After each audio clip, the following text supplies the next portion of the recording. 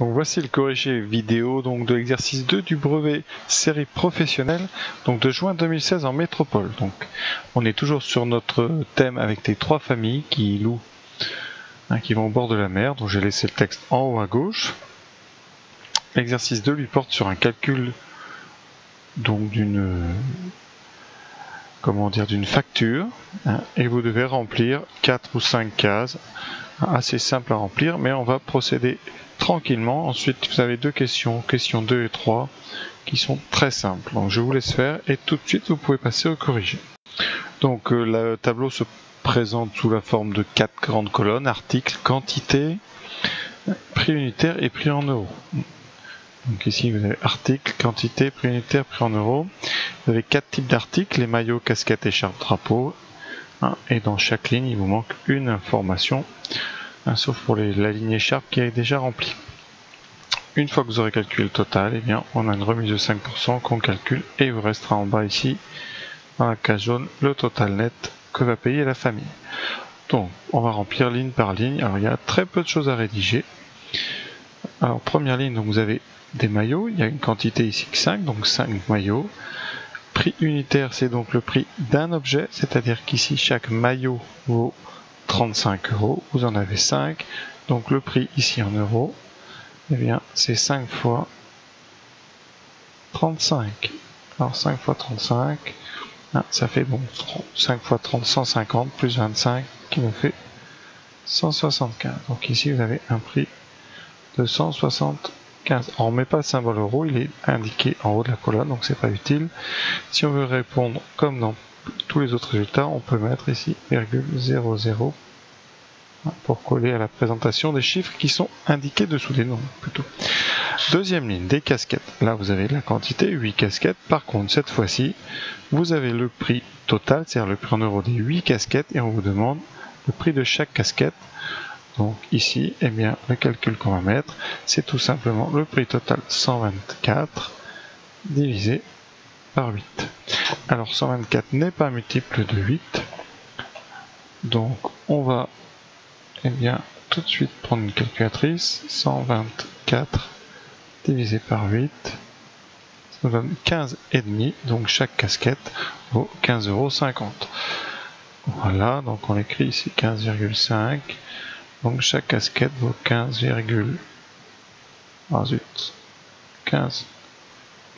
donc 5, et pour coller à la même présentation que les autres, on va mettre 0,50 qui revient au même évidemment. Les écharpes, tout est déjà rempli, on a 4 écharpes à 12,50 € par écharpe, ce qui nous fait 4 fois 12,50, donc 50 € pour les écharpes. Le drapeau, là on ne connaît pas la quantité, on sait que chaque drapeau vaut 3, le total c'est 45, donc ici il faut faire 45, donc le prix total divisé par le prix unitaire, on tombe sur 15. On a donc 15 drapeaux qui valent chacun 3 €, 3 fois 15, 45. Voilà pour la première phase des calculs. Il reste maintenant à vérifier qu'on a bien 394 avant d'aller plus loin. Ne faites pas la suite sans vérifier ici que la somme de vos 4 nombres fait bien 394. Voilà, donc j'ai fait ça avec la calculatrice.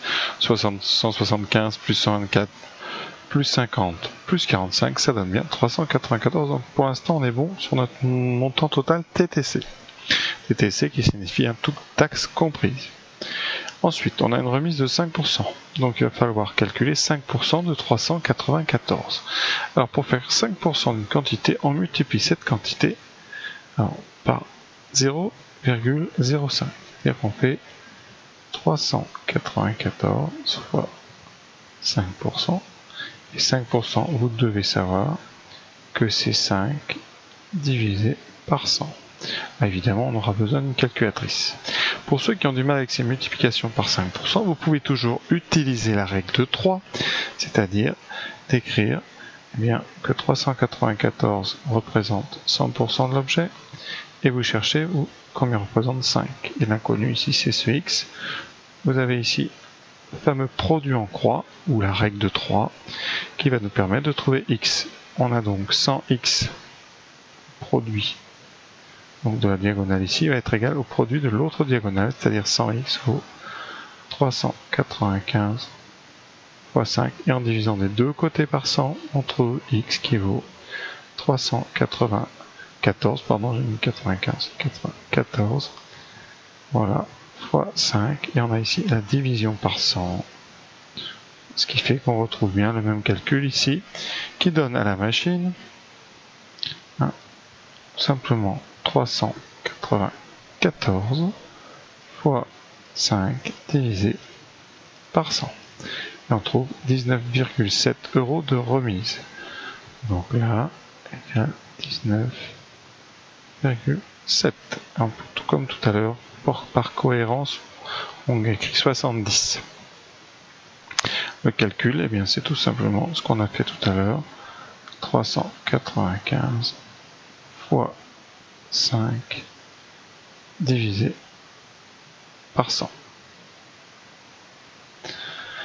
Net à payer, eh bien c'est une petite soustraction, vous avez 394 à payer, on vous offre 19,70, donc ici vous avez une soustraction, ici on aura 394 moins 19,7, et là c'est pareil, on ne s'embête pas, on fait ça à la machine, 394 moins 19,7, on trouve 374,3, donc 374,30, toujours pour être en cohérence avec que tous les nombres aient le même format.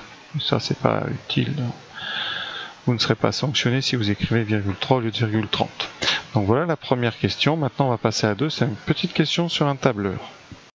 Alors on vous demande ensuite un petit calcul avec un tableur, c'est tout simple. On vous demande quelle est la formule qu'il faut mettre ici pour remplir la case D2.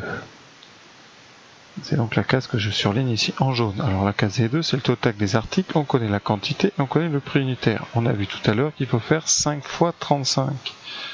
Alors 5 fois 35, qu'est-ce que c'est? Eh bien c'est la quantité qui est écrite dans la case B2 multipliée par la quantité écrite dans la case C2. C'est donc B2 fois C2. Donc évidemment c'est pas B2 plus C2, ce n'est pas B2 sur C2, c'est B2 fois C2. Le égal servant à écrire des formules. Voilà, question numéro 3. Alors question 3, donc on vous dit que les familles décident de partager, alors on a 3 familles, c'est toujours le même texte. On a payé le montant des accessoires, donc accessoires c'est nos 374,30 €. Donc on va tout simplement faire 374,30 divisé par 3.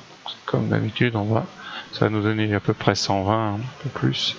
Donc ici, 374 divisé par 3, et on trouve, en arrondissant, 124,77.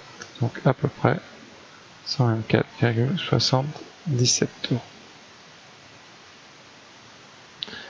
par famille. Donc voilà cet exercice terminé. J'espère que ça vous a plu, et à très bientôt pour l'exercice 3 par exemple de ce même sujet.